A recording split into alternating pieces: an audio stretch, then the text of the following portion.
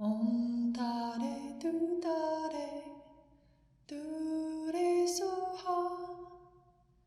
Om Tare Tu Tare Tu Re Soha.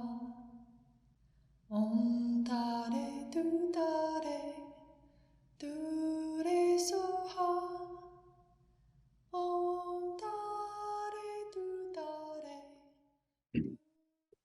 All right. Well, we have covered quite a bit of material so far, and we're still just in the foundation of approaching the Buddhist path, just clarifying some of the distinctions between this really rich ancient tradition and some of the language and culture with our modern Western minds. And I hope that all of you found that really beneficial. We are at the stage in the text where we'll be wrapping up a bit of the mental states, and then next week we actually begin a little bit of an overview of the history and lineages of Buddhism. So we'll have a great context to embark upon the full stages of enlightenment. So pretty excited about that.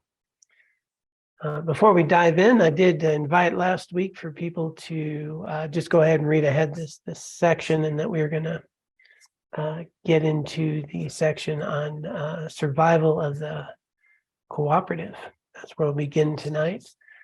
But did want to check in case anyone did have any questions or that had come up from the reading or anything with their practice before we get into that. Kevin.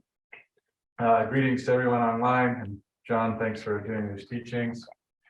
For example, when we just established Bodhicitta, we talked about I a lot, and may I obtain Buddhahood.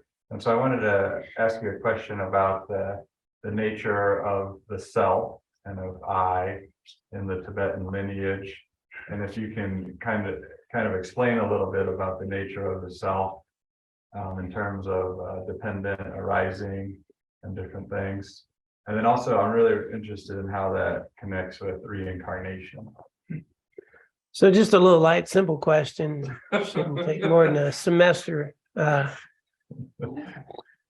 I'm glad you just... I've been gearing that one up, and I try not to get too attached to it or anything. Yeah.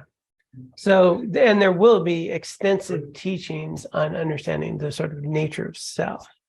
And let's start there. One is a lot of people, use terms like non-self, and much more accurate for the descriptions and teachings of Buddha of what's not self. Okay, so we identify with our body, we identify with our personality, we identify, with I'm John and I'm like this, and as though there is something there, right? Something that's independent. And that will actually be a nice tee up for our talk tonight around, is there anything independent inherently? And, I'm going to go with no on that. All right. We're going to unpack a lot of that, but even the sense of self, and I'm, just want to keep it a real straightforward thing is, if you think of a sense of self, if my arm, right, is this my arm, right? Cut my arm off, put it over there. Am I over there or am I here, right? And you're starting to go, well, wait a minute. And then we can start pinning down, I'm not my body parts, I'm not this or I'm not that. So it's not self. We identify me and mine with that which is not me and mine. That's the whole core root problem, affliction that creates all the mental emotional suffering. So the sense of self that I have, John, a label John, well, I'm not the same person I was yesterday, not the same person before, and then not going to be the same person tomorrow or the next time. So let's just start thinking in sense of what we identify as self is much more of a I'm with, and how I see myself, very, very independent, interdependent. And And so there's no like fixed John in there, right? John's coming and going. I'm a lot different than I used to be, and changing moment to moment. And this is based upon what we would call sort of 5 skandha, not sort of, definitely what we call 5 skandhas, or sometimes 5 aggregates: body, these senses, and we're not going to use the whole time on this piece, but the idea is that in this human form, in my conditioning, there's a real strong sense of I am, right? I am. Don't be messing my coffee, or my tea. That's mine. And therein lies all the problems, right? Me and mine. When in fact, that's that self that I identify with doesn't exist in the way I perceive it. It exists independence upon, and that's what you're saying, Mars, independently arising. And we will cover a bit of that in a minute. So if we want to get a little closer to a self,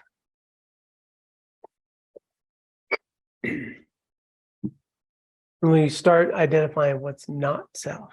So I'm not my body, I'm not my thoughts, I'm not my feelings, I'm not my emotions, I'm not my personality, I'm not all these things I keep saying, I really think I am. And then we'll get to discover, So first part is the big problem is identify me and mine with that which is not me and mine. And then the second part, Dzogchen, and I don't know who I am. So the journey in Buddhism is to accurately recognize the ultimate nature of self and your experience and phenomenon. And all of Buddhism is based on that very simple fact that because of my misperceptions, my attachments, my graspings based on an independent self, all of this problems. There's me and mine, there's you and yours. We got issues. And I want to feel like this, and I get identified with my feelings and my thoughts. So here, in terms of I take refuge, there's a conventional experience that I'm having in a human form, and it's very appropriate on a conventional level to let you know, hi, I'm John. But I know I'm much more than that name. The name's a label, and the label is appropriately designated to a phenomenon, and but it's not who I am. So we did do quite a bit of that at the beginning of the course because they got right into some of those issues, and we'll unpack it much more deeply. And what was the last part of your question there? Which part's reincarnated? Okay, so reincarnation, let's just call it rebirth. Better yet, let's call it a continuum of consciousness. That's probably the best way to explain that. So a continuum of consciousness from one lifetime to the next is simply that. So if I wanted to really start to understand more accurately the self, is I would start identifying more with my awareness and less with my thoughts, feelings, body. That which is aware of the thoughts, the feelings, the body. Awareness is always there. Awareness is there when you're sleeping. Awareness is there when you're awake. Awareness never gets tired. My mind gets tired, my body gets tired. My awareness is never tired. As soon as I wake, I'm there, and dream, it's still there. So this awareness is present all the time. And so this awareness is seeing myself as human in this form. And at some point, this body is going to die. But my awareness doesn't. Consciousness continues. Consciousness just starts seeing itself differently. And so generally, they would say after the human form dies, the consciousness continues. It starts seeing itself differently. There's lots of people out of body experiences, things like that. But then the consciousness, it's kind of spirity, weird. There's no body. And then at some point will take a birth and start seeing itself differently in a new form. But the continuity of consciousness just continues. And based on the karmic imprint, starts seeing itself in a new form. So it's not like John got put in a new body. There's no John anymore. It's consciousness, but there's a continuum from lifetime to lifetime until we wake up. Well, that's an easy one to start to deal with. Yeah. Super helpful, thank you. Okay. Any other questions out there that may have been prompted from our little introduction into not self?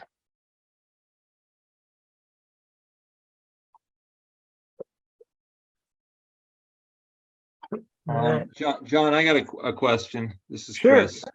Chris, Okay, so and I don't want to diverge too much, but so being born in this human form where I can hear the Dharma and work on these things, and as you talked about, having enough suffering and enough leisure to be able to listen to you speak, would it be fair to say that amongst sentient beings, human beings are farther along this plane of conscious awakening than say a bug?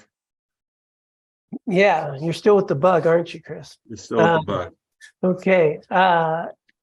Yeah, so in the what we'd say 6 realms of existence, the human realm is actually the best, most fortunate for awakening.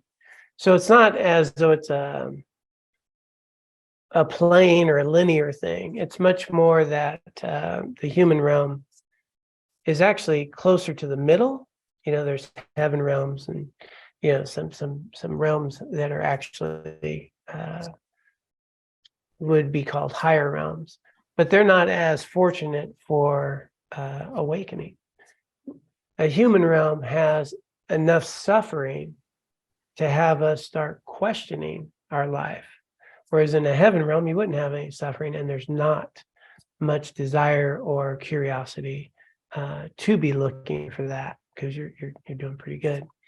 And then so human form would be better both than an animal or an insect, and also better than what we'd call a heaven realm. So, but within the human realm, there's what we call a rare and precious human birth favorable to Dharma practice. And that is the ultimate. And that is, if you look at over 8 billion humans, very few have all the conditions ripened to be interested in, to hear teachings on Dharma. And I'm using just the word Dharma, not Buddha Dharma, just a Dharma that would help them alleviate their suffering and wake up, whether it's Buddhism or some other Dharma. There's very few out of 8 billion that have freedom, have resources, have all the capacities, the choices. I mean, think about different countries in the world where you don't have exposures to different types of religions or spiritual practices, or so many people live in poverty. So many people are just trying to survive, and then you have people with great wealth who have no interest. There's this really small percentage in a human form that have had enough suffering, that live in a place, that have access to authentic teachings of whichever tradition, that have an interest, and then are actually motivated to access it. Now we're getting pretty small. And we all have it. So there's 18 specific qualities on a rare and precious human birth, which is the optimum. It's all available to us right here for liberation and freedom. Thank you. You're welcome.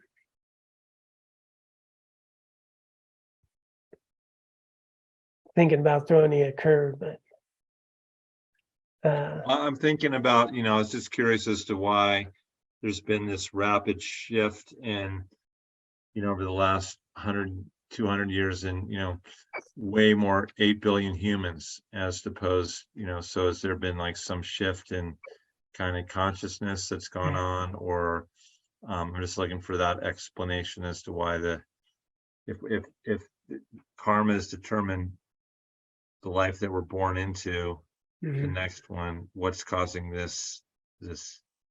I'm looking for your perspective on a reason why that might be. Is that clear?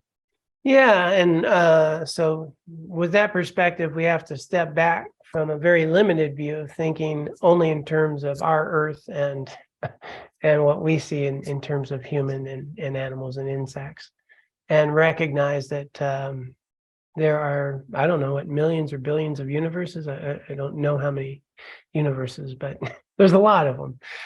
A lot of universes, lots of potentials of life. When we think about consciousness and how we're, wind up human in this earth and, and what we perceive to be human, that's just where we are in this moment and how we perceive things. But, there's a much bigger scale to all this than what we might perceive as population in Earth, and doesn't even account for spirit realms or types of things or other universes, or I'm not sure I can compare how many 8 billion humans to how many ants there are. That's a whole nother number. But it's thinking beyond this very limited, very constrained bit of information we have based on our experience in a human form, living in the United States on planet Earth. There's so much more than what we're experiencing, and awakened Buddhas and Arhats and all that, are much more beyond any of this sort of norm. What's norm for us? So it wouldn't really relate to whether there's a bunch of humans and so forth, that more people are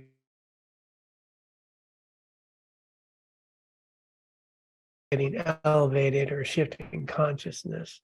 So within Buddhist understanding, which is not different than any other scientific thing, is there's eons. There is this world's going to end. That's just the deal. This world's going to end, and then but not everything ends, and then new things form. So if you think over billions and billions of years and eons and life cycles of planets and form and so forth, I wouldn't read a whole lot in terms of population growth, other than a lot more people have created karma to be in a human form on Earth as we know it. But there's a collective karma around that too, and adding to all the more intertwined karma of conditioned existence amongst all others that create the conditions that we're living in today, with more population, with our climate challenges, with situations that are going on here. So a lot bigger things at play than we'll see with just kind of thinking about a linear approach, that there's more humans, that there's more awareness. Actually, there's quite a bit of humans who are actually destroying everything that we would like to hold dear, which is where we're, I think, headed in when we get to the text.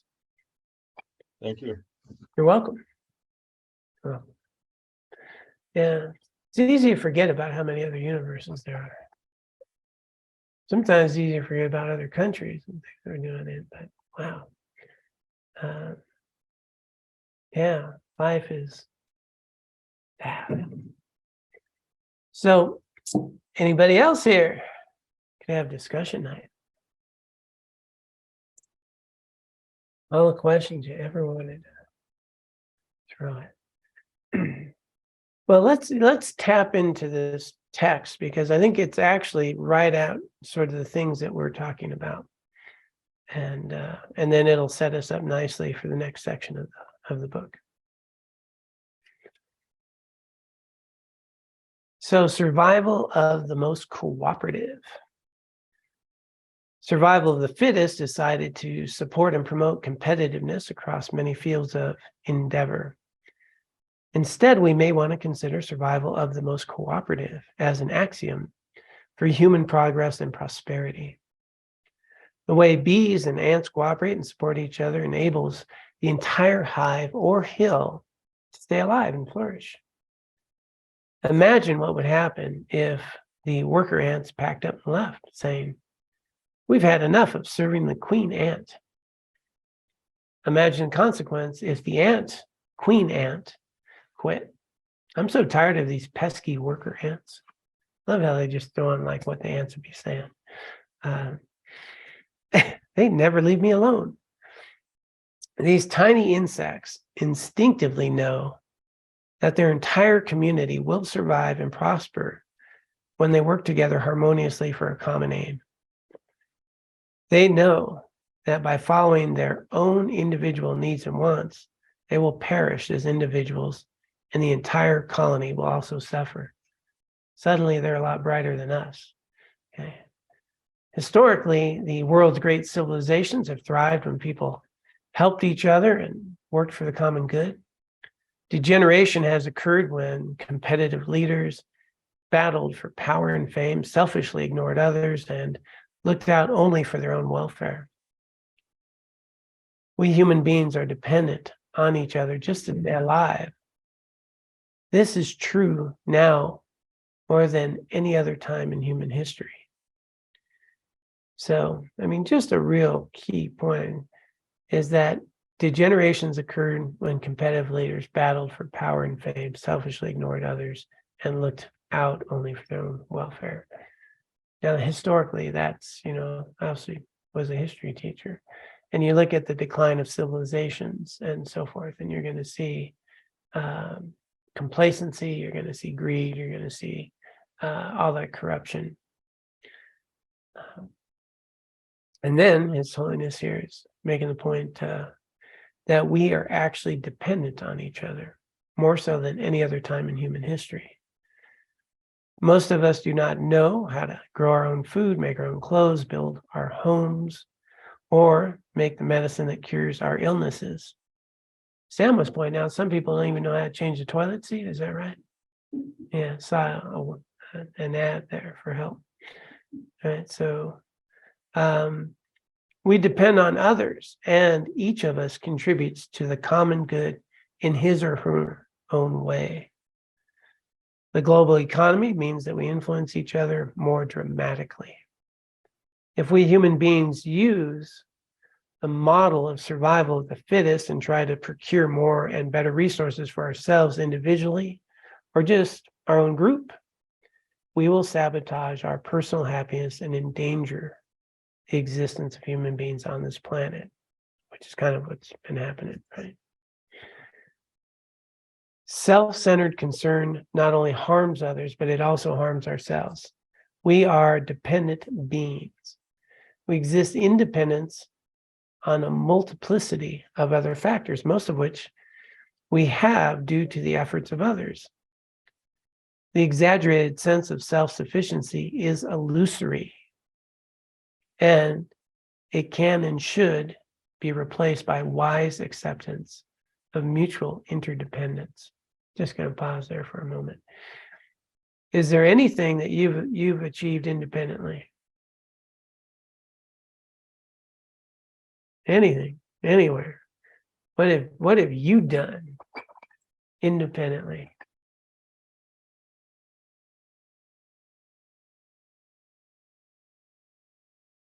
Don't fall for that one.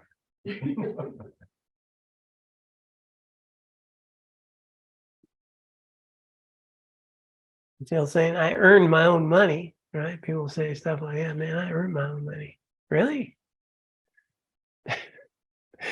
I had to have a job for that. Where'd the job come from? And who built the buildings that you worked in? And who trained you for a job? And how did I have an education to work for that job? Or how did I have any skills to do a job? Or how did I have language that had to be taught to me by school teachers and then had to have school buildings? And then, many of us did public education, which is taxpayer dollars. So all those people that paid taxes so I could have an education, so I could use words, so I could talk, so I could learn, so I could get some skills to earn my money that I did by myself, was very dependent on even civilization before us that created language and reading and writing and whatever skill sets we were learning. And then people say things like, well, this is my body. Really? Where'd you get your body? You make it? Oh, no, right. Parents came from others.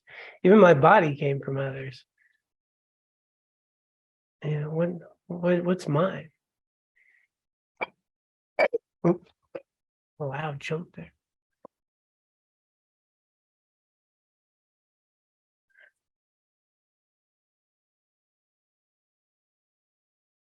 The obvious stuff is like clothes and food and shelter. But boy, what about thoughts? What about creativity? All of which has been supported by others. Everything that I've ever thought, I couldn't have thought if I hadn't learned something, hadn't created the idea of this thought or that idea, and all dependent upon others. Every single day. I mean, just for me to walk on this earth, it's countless others. The grass that I get to walk on, or the path I get to walk on, created by others. The roads I drive on, created by others, and not just the people working on it, the people who procured it, the people that got the materials, the people that paid for it, the tax dollars, the money, the people that created the money, those jobs that those other people had that paid taxes, and then their jobs, and then their parents that gave life to them, and so forth. Every single thing and every aspect about myself is only independence upon countless others. It's very small separation, if I can even think of a physical barrier, maybe of my body. But even that's tricky, as I've often described with like food, right? Love the food analogy. I know some of you have heard it quite a few times, but you know, that's another thing. Are you independent of your food? Like, really? It's food. Last night, Laura had, was it last night, the tofu, or was that the other night? Yeah, tofu. Sort of a lemon tangy tofu with some rice. Well, that's what it looked like. And then I ate it, and then I started eating. And at some point, the food stopped being food, started becoming John, right? Was food, now it's me. Now it's in my cells, now it's in stuff. Well, and then some of it comes out later. And that's not food, and that's not me, and I'm so not interested in it now. It starts helping us understand our interdependence a little more, whether it's food, whether it's water, whether it's, you know, our bodies are, you know, at least 75% water, I think. And, you know, and then rain and everything that we have to exist. And those people we don't like are actually supporting the life that we have. Annoying customers, the reason you have a job. We are supported every single day in countless ways beyond anything that we can even start to imagine by others. And I only exist in dependence upon all those things. There's nothing about me that isn't arising in dependence upon others and conditions, and everything that came before. We exist in dependence upon all of these things. And then it's a little easier to start understanding that sense of self is not so independent, or doesn't exist independently, inherently independently. Even what I think about myself will often be a reaction from you. Look at somebody's face, go, oh, probably shouldn't have said that. You know, I'm even getting a perception of myself based on my interactions with you. And I'm fluid. Apparently a lot of water.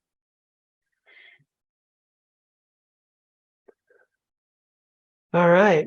That's either Kurt or Keith, one of those. So, thanks, John, Yep. for teaching. Where does karma fit into that? I mean, that seems to be something that's mine. Yeah. So, well, there's also the karma you and Keith have, the karma of Palouse washing, the karma, I mean, all those things are arising. So layers of karma are all intertwined and flowing, again, back to that sort of bigger picture. But as far as a more individualized stream of consciousness, which is perceiving Keith and perceiving Kurt, you know, as individuals, there is our own particular individualized stream of consciousness within which our karmic imprints, our store consciousness, right? Right. But that's not independent, is it? That can't exist by itself in isolation, right? And all those I- karmic imprints were created in Conjunction with others, yeah. itself, yeah. Nice try, though. I was hoping you'd tell me what that mind stream really is. Dangerous place. That's what it is.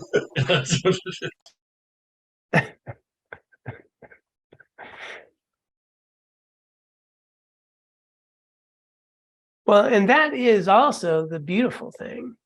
I exist in dependence upon all these countless causes, conditions, others, and I'm arising moment to moment in dependence upon all of these things. But I have an incredible amount of agency to transform myself. So on one level, everything is within your grasp, right? I start purifying my karma. I start cultivating merit, good karma, wisdom, understanding. I can be free of all this, right? That's the Buddhist path. You're free of conditioned, karmic, controlled existence. Don't have to go life to life. You wake up. You understand self and experience. You're free. And that all of us have. All of us have Buddha nature. All of us have that capacity. And so that's the beautiful thing, that you don't, you get to be an active player in freeing yourself. But even that's dependent upon others, right? You need other people who've been, good people to be around to support you. You need education. You need a path that's available and others that went before. So initially, all that, again, is dependent upon others, but you have agency in that. You, instead of blaming these things for my conditioning, we get to recognize all of this is available for me to change. So everything I'm experiencing, all the difficulties and challenges, have actually provided me the opportunity now to change, to transform, to wake up.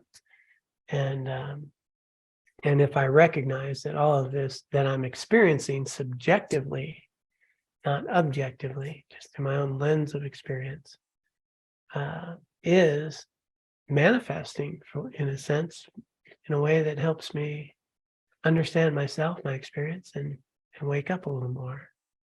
I mean, that's super empowering. Just hoping I get the word super in there somewhere this session. Super empowering.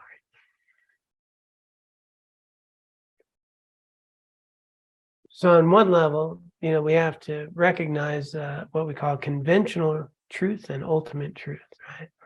Ultimately, this sense of self is, I don't exist at all in the way that I think I do. But conventionally, I feel like John. It's on my ID. I actually have a passport. They're going to let me go to a country with that. It's appropriate. And I recognize I've experienced myself in a human form, and there's very clear kind of laws of physics and things that I'm going to be affected by. And so I can work with this conventional reality, but observe and not identify in a way that I do not exist. But just know this is how I'm experiencing it. So from a Buddhist perspective, much like technically a Buddhist would not say I'm only human. Right? Tenzin Priyadarshi say saying I'm only human is nothing but a self-imposed limitation. A Buddhist would understand that I'm currently experiencing myself as human.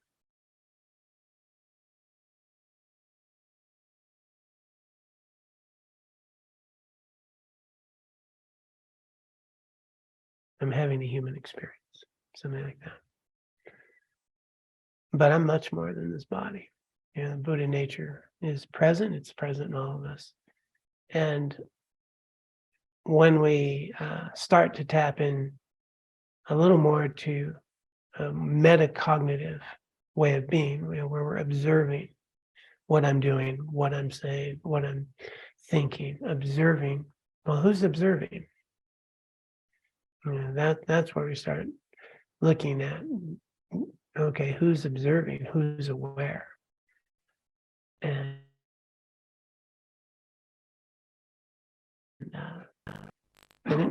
it doesn't have a name, John, I said.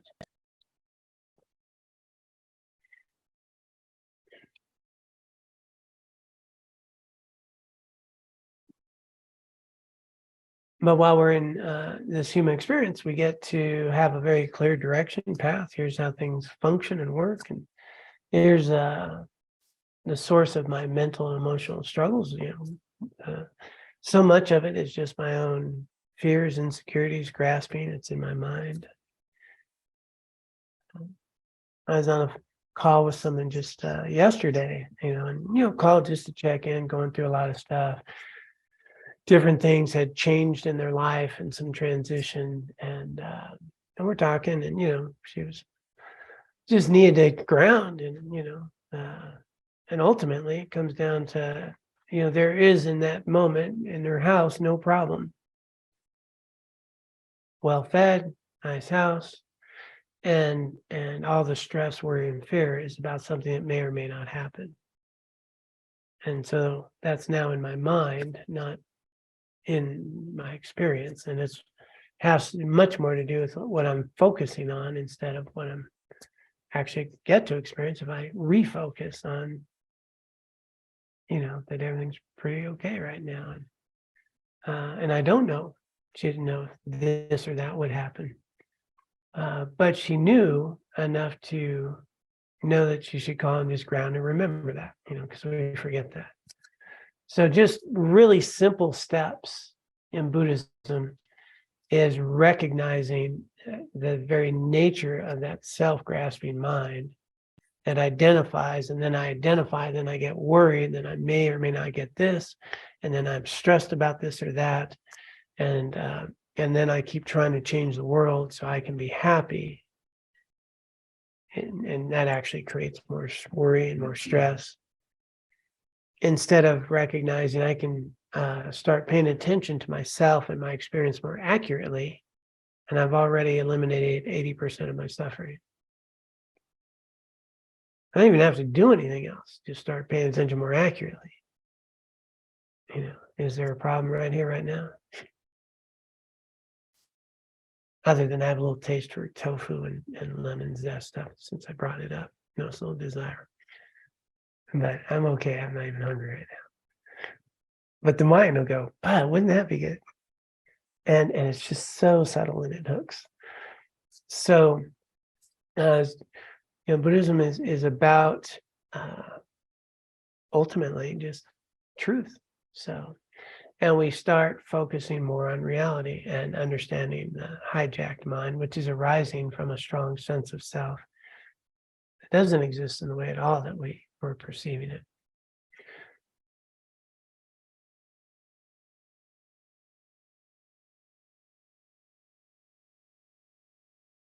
All right, I thought I saw, is that Grand Junction with the hand?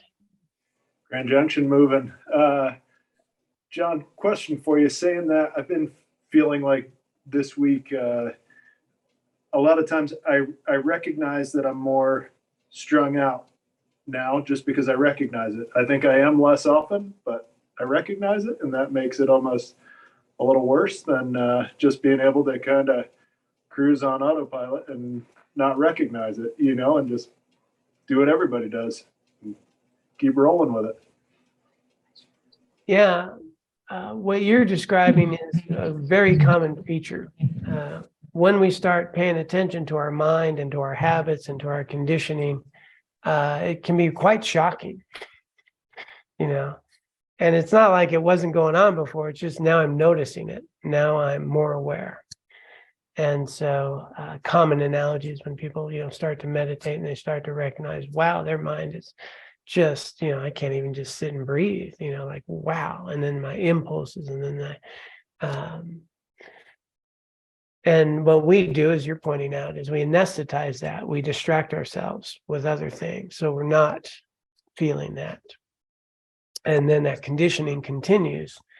And in general, most human beings, and this is why there's so much stress. And I mean, you want a growth industry, stress reduction, I mean, just look at anything. Here's how we can reduce stress. Here's how we can do that. Here's what we need. And so it's really common when we're engaging in the path to initially start to notice, use the word strung out, overly, hyper conditioned and stressed in different aspects of our lives that we just weren't paying attention to before. And the common thing is to put a Band-Aid on it, anesthetize, fix the symptom for a little bit. And here's the big tragedy to that, besides, obviously people's, health, physical health, and all the issues that come along with all the stress-related illness, and then if you have normal illness and stress, and of course, mental health and any happiness. There should be a pep talk at some point around this, right? Here's the real tragedy. People will work so that they can get a break. And then that translates to my chores. I do my chores so I can get a break. I will get all this done so I can then take a break. And then the reward for everything that you're doing in your life becomes anesthetizing yourself with your break.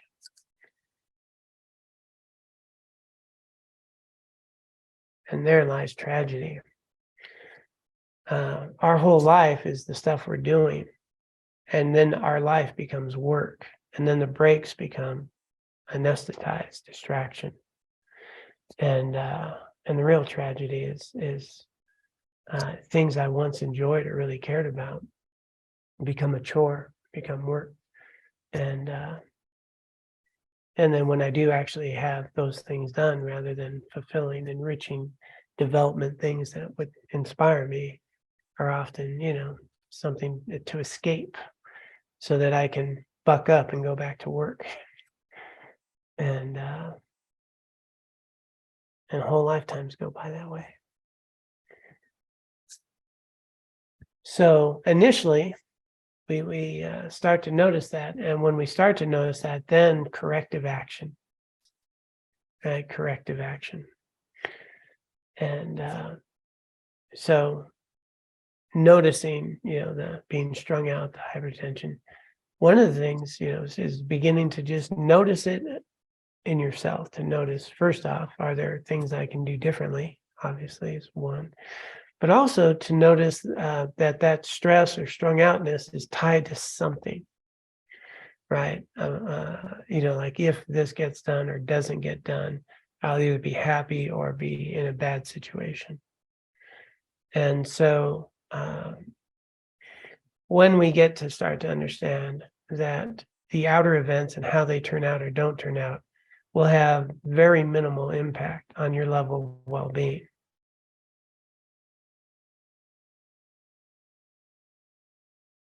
Then you're in a new ballgame. Our belief is this needs to happen, and this really needs to not happen. And that is so strong. Oh. And yet throughout our whole lifetime, this has happened or not happened countless times, more than we've ever imagined. We've had, we bucked up and we got it done. It was last minute. We made this happen. And then what happens? Then it's Tuesday. Now I got other things. Things have gone completely sideways. Oh my God, this is a disaster. I don't know how we're going to get through it. And then it's next Tuesday. Now some other things that I'm working on. And as long as we keep that external locus, thinking that if this or that happens this or that way, then we're going to be okay or not okay. There's going to be strung out. There's going to be stress. There's going to be real tension. Always tied to these sort of exaggerated qualities about the events, their activities, and their overall impact. And when we're in it, it seems so clear that it's so important until we step back and recognize we have been in those stressful, strung out situations. I don't know, hundreds of thousands, millions of times in your own lifetime. And then it's Tuesday. And now I got other things I'm thinking about. But if I start to recognize that, if I start changing inwardly and attend to the things in my life with clarity and compassion to the best of my ability, that's all I need to do. It'll work out this way or it'll work out that way. But how I'm experiencing everything is going to have a lot to do with my karmic imprints, my conditioning, not how it turns out. And so that's going back to that, 101 class we began with, which is how I'm experiencing this world has a lot to do with my own conditioning. As I change my conditioning, I experience people, places, events, things differently. Initially, though, noticing, being aware of is that first big step in the right direction. Second step is noticing how I may be exaggerating my attachments or needs or qualities of this or that event that is causing that. And then and noticing it in my body and letting it come and letting it go, and notice you're still here, and gaining from each of those experiences.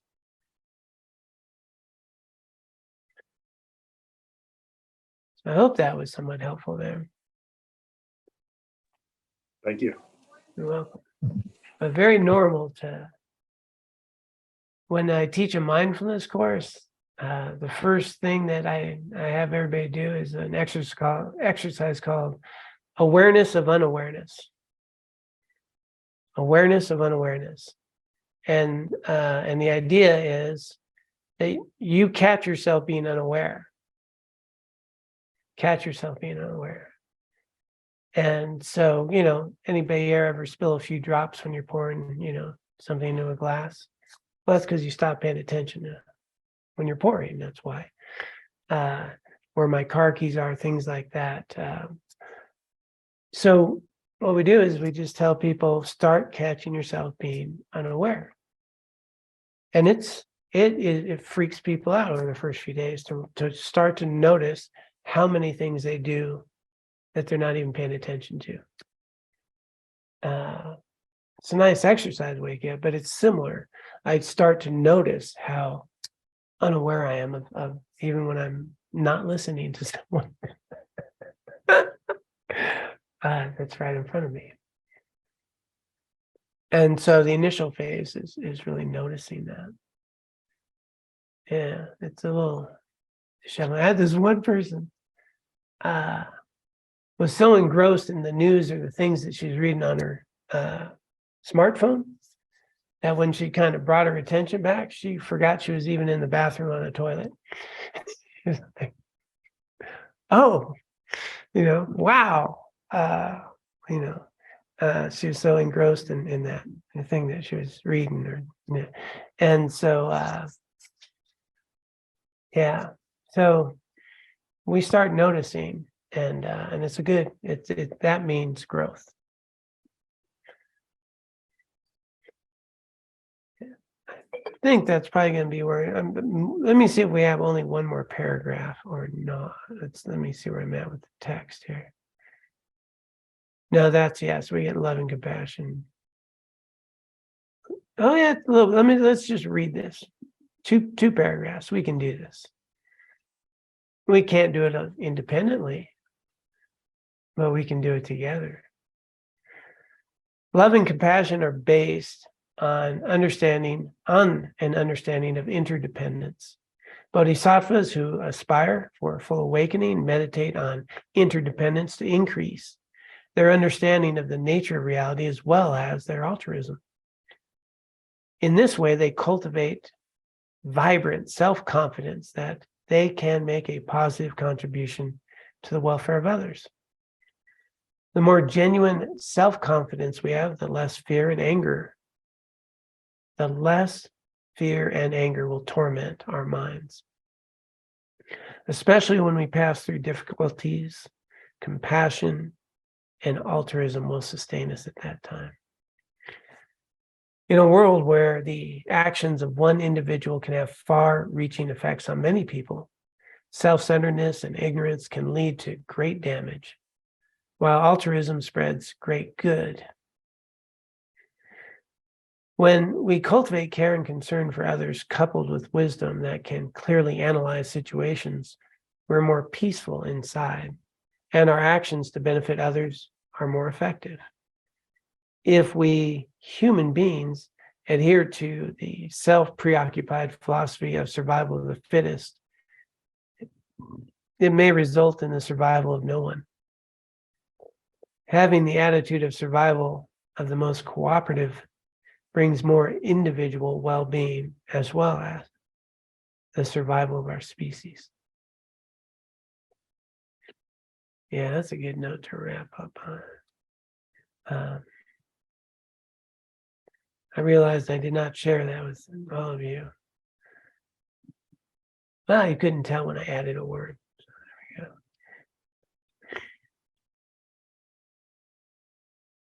So let's go ahead and dedicate the merit that we have cultivated from our time together. We're already different than we were when we began.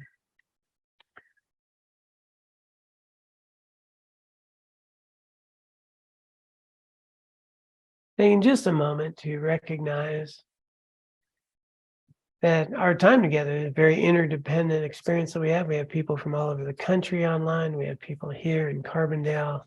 We have people who all came from different conditions, different families, different lifestyles, all to support each other in developing their inner qualities, cultivating more wisdom, compassion, loving kindness, more ability to be resilient in their lives. We're able to recognize themselves and to help others. All of this in dependence upon each other. And let us dedicate the merit and wisdom that we have cultivated together for the benefit of others and for our own continued spiritual growth. By this merit, may I soon attain the enlightened state of Guru Buddha, that I may be able to liberate all sentient beings from their sufferings. May the precious Bodhi mind not yet born arise and grow. May that born have no decline, but increase forevermore. Om Tara